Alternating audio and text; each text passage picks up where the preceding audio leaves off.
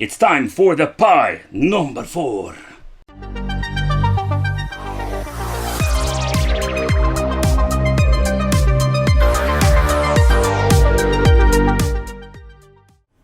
Welcome to the Wicked Gamer and Collector. Welcome back to the YouTube channel.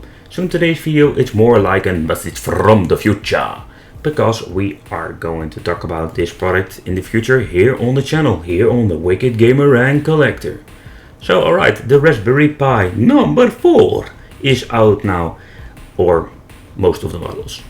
So the first thing that I've noticed with this model is we are going to get 3 types of versions. We have the 1 gig, 2 gigabytes and 4 gigabytes.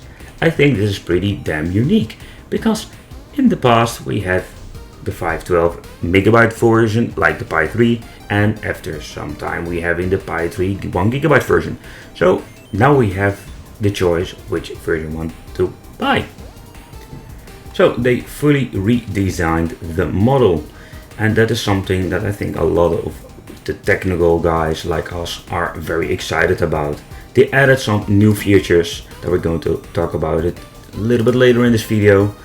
And for the people who are totally new to the channel and this product, I can tell you this is going to be very awesome. I'm very curious, what are we going to get for this Pi board? What is the support? Alright, on this website they have added a side-by-side comparison with the Pi number 3. So let's talk about it and let's see what are the biggest differences. So first of all, if you look at the CPU, this one is running a little bit faster, 100 MHz to be exact. They are using the Cortex A72 CPU.